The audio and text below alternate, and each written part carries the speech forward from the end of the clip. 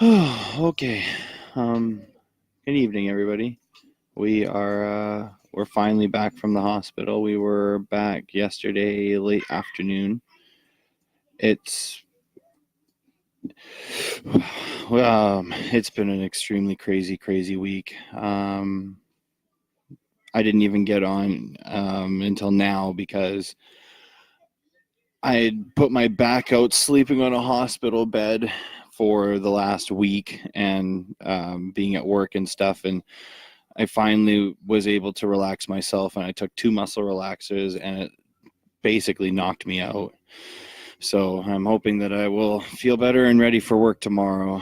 Um, Kelsey's going to have to be here alone with Maxwell, and she and I are both prepared and trained on how to deal with a possible seizure that our son is at extremely high risk of having. On Wednesday in the early morning, Max and my fiance had woken up and they were getting ready for their day, and he was totally fine like any other day. And then all of a sudden, I guess he started clearing his throat, and I heard him do it at the hospital as well. So I'm aware of the exact sound of, but it was just a deep like like he was trying to just get some phlegm out or something. But I guess after he was doing that, and this was before Kelsey thought he was just totally fine. He wanted to lay down, so she let him lay down and turned off the lights while she kind of got herself ready for the next half hour. And then she came back into the room, and my son was laying in the dark with his eyes wide open, staring at the wall exactly as she had left him. And like right away, that when she sent me the text message, because I was at work, I had sent off red flags. Like as soon as I got the text messages and read them, I told her my first message was, go to the hospital, something is wrong, like take him now, don't wait, don't like nothing, go now. Because he was, in no lesser words, he was in a catatonic state. My son was not responding to anything. He had no muscle control. He was limp as a noodle. And um, my son is the most rambunctious child anybody's ever met. He talks more than I do, and I do this for fun. He is constantly moving. Even if Kelsey, walks out of the room, he has to follow her because he can't, like, he doesn't, he can't be alone. He doesn't like to be alone.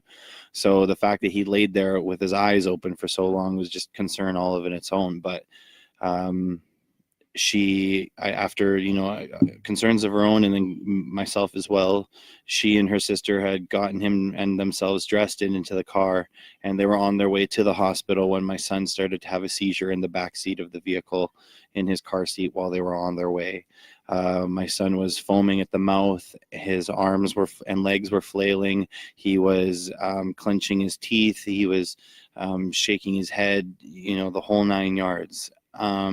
Most seizures go for, under 5 minutes, 1 minute, 30 seconds. My son seized for upwards of 15 minutes down the highway. It was an extremely long seizure comparatively. He was still seizing from the highway at Annis Road down to he was still seizing when they brought him inside the hospital, and the doctors, I assume medically, brought him out of his seizure. By the time I got to the hospital at about 1:15 or 1:30, he had already come out of his seizure and was kind of whisper talking. Um, it was a huge a rush of fright and scare for me. I mean, let alone what Kelsey had to go through. I'm receiving these messages while I'm at work in Coquitlam using a work truck from the company while I had left my van like at the yard. So I was in control of of the job site essentially, and my son is having a seizure, 4 cities away. So I was pretty much essentially helpless in the situation, other than telling her to, you know, that everything was going to be okay and I'm on my way as fast as I can. I had to throw all the tools for everybody to use off on the ground, and then drove the truck like, breakneck speed back to the yard and in my van, breakneck speed back to Chilliwack. Thank God there was no accidents that I had to go through, so I got there pretty quick. But there was quite a long period where Max was being assessed by a pediatrician at the Chilliwack General, and they were waiting for quite some time on whether the neurologist at Children's wanted him there or not, or just to bring him to Abbotsford or whatever. There was just a very long discussion about what to end up doing, and so what they finally decided is to have him transported to Children's Hospital. That was at, when did we get in? I think we got there at just before midnight, and we were in our room, like in the room at 1:30 and talking to our nurse at about 2 o'clock and sleeping by 2:30. Max had to be up at 5:30 the next morning because he needed to be sleep deprived for an EEG exam that he ended up having at, I think, 11 o'clock in the afternoon. On all that time, he basically couldn't eat or drink anything because of the various tests he had to go through. So we had to keep our son awake for countless hours with no food or drink to eat for so long. It was so stressful.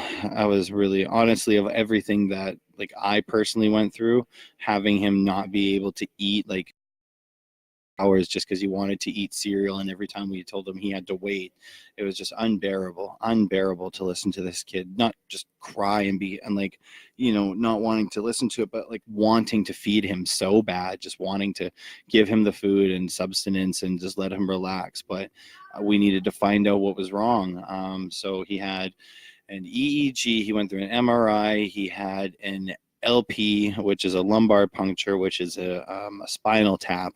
So that was, and me and Kelsey and I were in the room for that. That was really, really interesting to see how that all works. Oof, things in the spine just don't make me feel good at all. I had no interest in being there, but they were concerned that if Max was awake or anything like that, because he had the sedative they gave him for that didn't necessarily put him to sleep, but it really sedated him. So luckily he was asleep for that, and that was really, really easy procedure to go through. But he went through all of those things and got blood work done. And finally, after all of that, he was able to eat and drink whatever he wanted. So he had tons of popsicles and ice cream and juice and all the fun stuff. And we didn't make him eat anything he didn't want to eat, which is kind of biting us in the butt right now because he doesn't want to eat anything now except for just sugar and crab. But I mean, after like 2 or 3 straight days of just being like, yep, you eat whatever you want, buddy, have all the popsicles, like he might be living the dream a little bit. But we're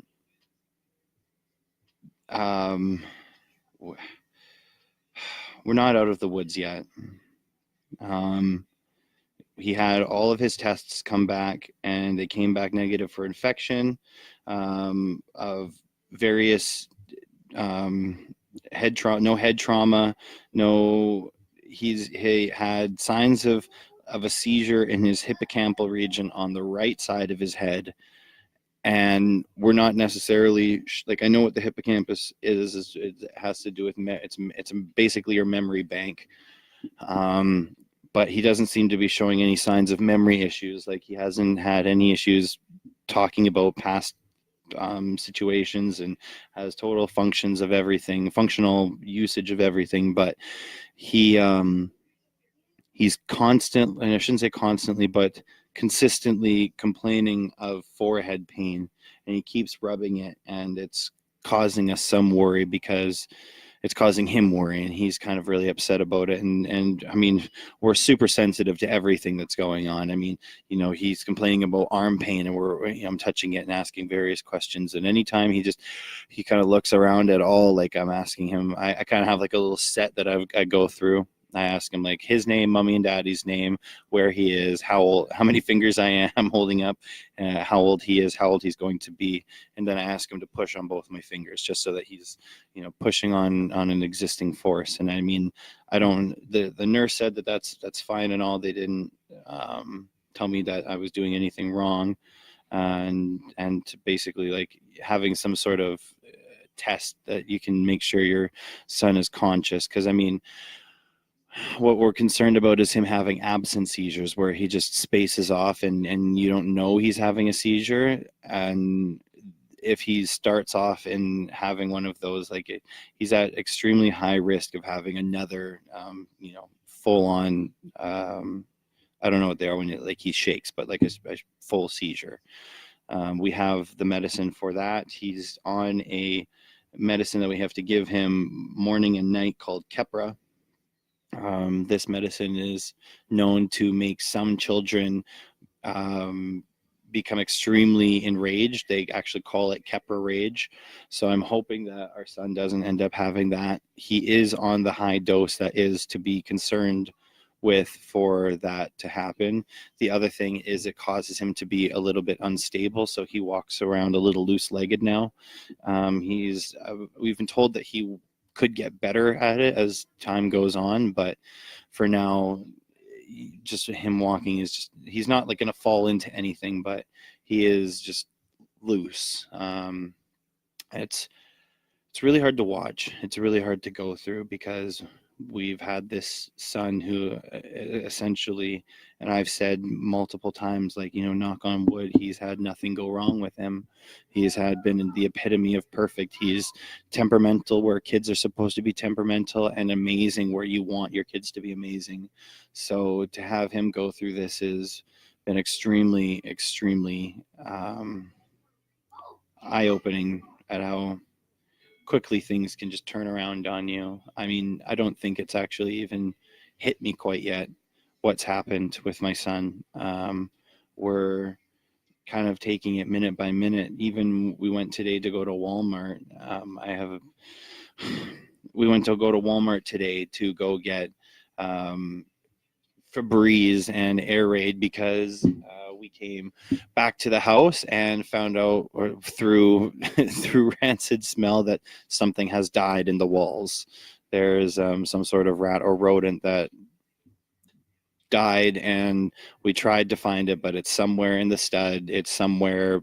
It could be in anywhere in one of the walls over by the bedroom. So we've had to move everything out of the bedroom because there's only two options: either find it and remove it, or wait for it to decompose enough for the smell to go away, and that roughly takes up to 3 weeks. So Kelsey's essentially out of a room. So we had to deal with that. So when we were on our way to Walmart after coming home from our week-long ordeal at the hospital, I mean, talk about just one thing after another. But Max was just not okay. He's not okay. He wants to be cuddled and consoled all the time, which is fine with me. I mean, the more my kid wants to cuddle with me, the better. I'm not going to complain at all. But it's really hard to watch your kid who was once, essentially the sunshine of my life become weak and not able to barely walk, essentially. Like, he just wants to be carried everywhere. It kind of makes you appreciate every moment you have with your children or loved ones. I mean, after he had his LP, his lumbar puncture, the next morning he was having really, really bad pains in his legs and his butt. Like, he couldn't walk. He couldn't get his legs comfortable, and he was crying for almost an hour before I started just running my fingers, like my nails, kind of on his legs, and he immediately calmed down. And I said, "Does that make them feel better?" And he's like, "Yeah, it does." So I scratched his legs for like an hour until he fell asleep. And I had never felt like I had accomplished something so much other than letting my child have some rest from the pain he was experiencing. They finally gave him some medicine that was to calm his nerves. It works like Advil, but it works stronger for any nerve and inflammation issues. What they had figured at least happened from that is that when they do an LP, a lumbar puncture, they go low enough into your spine where there's no nerve endings, and they can get spinal fluid, at least as I was explained to us. But because Max, everybody reacts differently. The inflammation he experienced was a lot more than, other people. And the inflammation pressed up into the nerve endings in the bottom of his back. And that's what was causing essentially pins and needles to go through his legs and bottom. And that was really, really rough, really, really, really hard to deal with. I mean, I don't blame the neurologist who did that and was part of that, but it's part and parcel of what happened of medicine. Like, everybody reacts differently, and so um, that was a lot. That was a moment where I was kind of just crying to myself for a minute. But I mean, aside from like all of the horrible, hard part, like, we are back home. My son is happy as can be. He's currently playing a racing game right now. He's having fun, and he doesn't want to be sad, and he doesn't want to be broken. So, I mean, as long as my son is moving and up and good to go, that's all that I care about. I mean, I even asked him today if he just wanted to go for a walk, and he was way too out of it. He's like, "No, Dad." He just said, "No, I don't want to go for a walk. I want to stay home and cuddle with you." And I said, "That's fine with me, buddy. We can stay home and cuddle all day if you want." So, and 100% of the time he would have gone, let's go outside. He always wants to be outside. So I know that he's not doing okay. He's not feeling well. But I wanted to also talk about the GoFundMe page that was put up for us. I'm sure that many people that are watching this are aware it's there. And I just wanted to say in my own words, I am so thankful for what people have done. It's not even having some sort of monetary value, like, thing come out of this. Like, yes, I missed 2.5 days of work, and there were expenditures that we have and had to go through, and the prescription did cost something. So like, these are things that are going to keep happening, and we're going to have to go back in August. So there are things to go through. So I mean, it's not lost on the severity of what you people have done for us. But it was most of all, some of the comments from some of the people that sent us is, as soon as it got put up, I actually kind of wanted it to be put away. I didn't want a GoFundMe. I don't really like asking for don't like asking for handouts. I hate receiving gifts. I suck at receiving gifts. I don't like it because I don't like people spending money on me. I've always kind of just wanted to support myself. I don't like needing to ask for things, or even doing it just because I do need to ask for things. Like, even when I do, it's like, I do it with the idea of paying you back in some strange way or something. So having people give me their hard-earned money so that I can support my family, knowing that there's no way for me to return the favor, like, essentially, is so hard. It's the hair on the back of my neck raises talking about it, because it just makes me so uncomfortable. And I just want all of you to understand that, like, even if you like, I'm not asking anybody to continue supporting or anything, or anything. I want to say it was a huge relief off of our shoulders that I didn't think would be off, but having it I don't know, it made the experience a lot easier to deal with. It made it so much easier knowing that to some degree all of these coming expenses that our son was going to have are going to be covered. And I know that me stammering into a microphone isn't going to be isn't enough. It's not enough to say thank you to each and every individual that sent us money, Kelsey and I, for dealing with what's coming. I can only hope that in the future, because Max is going to get the care that he needs, and everything that I can help support somebody else in the future. There's no way in hell that I can't pay any of the things I got forward. I mean, I even had an old woman from Abbotsford send me a parking pass ticket so that I didn't have to pay for one day, because she had paid for too much, and her grandson was let out. And so she, for my friend came from Chilliwack and brought the ticket from Abbotsford to me in Vancouver. He happened to be coming out this way anyways. Like, I mean, these are the kind of things that you just, it makes you want to cry, but I won't. I'm not going to do that right now. I will tell you that I did. I was extremely overwhelmed, and I even expressed to one of the nurses how much I don't like gifts. I mean, I shouldn't say I don't like charity. Charity is an amazing thing, and I think everybody should partake in it, but I don't like receiving charity. I just don't. So I understand when I say thank you that it comes from the most sincere place, because it's not just somebody who's kosher with taking things for free. I really despise it. So thank you so much, all of you who did that. Thank you, Becky Miller, for posting it. Thank you, all of the donors who posted privately about it. Thank you to everyone who shared the situation and was aware. And most importantly, thank you to the people who,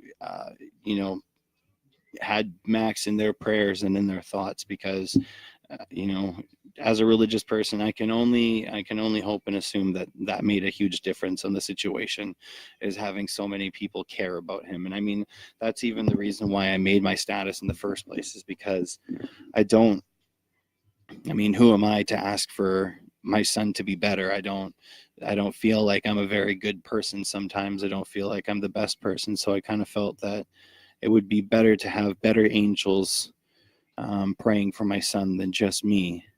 I felt that was the best way to have some sort of divine intervention. And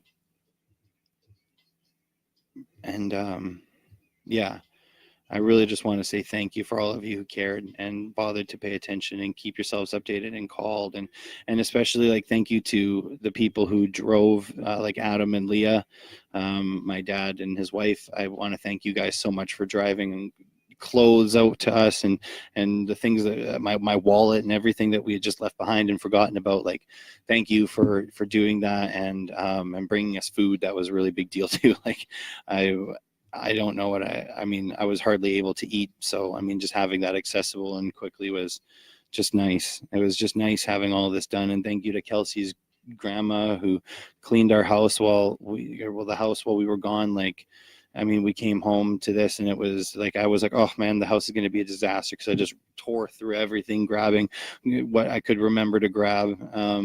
And like the dishes were done, everything was clean. So that was really nice to come home to. And just thank you, everybody. Let's see what anyone said before I get off here. Wow, lots of people. Okay, I'm here and carrying. Thank you, Max. You remember that I'm always here. Did they find out what's wrong? You can. You're great. Keep your chin up. All will be well. Thanks, brother. Really appreciate that. Amazing dad, an incredible mom. I couldn't imagine going through this. Thank you. It was a lot to deal with. The dead smell he talked about. Yeah, the dead rat or whatever's in the walls. It's really gross. I mean, luckily it's only really emanating through 1/3 of the house, so we've just kind of moved everything, like just the necessary things over to here, and I'm just hoping that it just passes quick, because I mean, that's really rough. Like, there's no way to find it. We tried to like look in the vents and look through everything. Like, we would literally have to look down each and every between separate stud in the wall and joist and everything. Like, it would just not, it's impossible for us to find it specifically. Like, we tried, it's not going to happen. So yeah, that's really, really, really rough because I like, oh, it's so gross. I'm really bad with like smells and stuff. It's it's so you can almost like taste it. It's gross. So yeah, that's what we're dealing with right now. Other than that, I just want to say um, I will be back with the regular and political BS that I'm used to going with. Hey, thanks for the thoughts and prayers, my brother. I really appreciate that. It was a really, really rough week, but I mean, we're back, and hopefully everything just keeps on moving upwards, because I don't know what I'll do if it doesn't. My son is the glowing sunshine of my life most of the time. So um, I don't know what I would do I don't know what I'd do without any of my kids. I mean, I kind of do what I kind of do know what I do without two of them. I'm fighting for the two of them still, but I mean, so I'm fighting for two kids in court, and now one of them is quote unquote sick. Not a lot of good luck with that one, but hopefully things will be going better. So I just want to let you guys know soon we'll be back to regular controversy and stuff. But for now, I'm just going to be taking care of Max. I just wanted to update everybody on kind of what's going through my words. I know that I really stumbled through this one too, but it was an extremely difficult ordeal, and I'm still processing it. I'm still going through. I'm, you know, it'll come in like flashes that like what the severity of the situation is, what's coming. And I mean, knowing that my son is at high risk to have another seizure is a lot. So thank you for everybody for listening and paying attention, and I hope everybody has a wonderful night, and I will talk to you guys probably Wednesday or Thursday once I've kind of just settled a little bit and seen how this is going. Because I mean, there's a lot of things that happened over the weekend that that I'd like to go through, that even I tried to stay out of. I mean, I didn't do a very good job, but I tried to stay out of political discourse and stuff while I was dealing with this. I mean, I still ended up having a couple of arguments about abortion because that riled the hell up this weekend. But we will go through that together soon. And again, just I hope you guys have a really great week, and I will talk to you guys soon. Thank you very much. Bye, guys.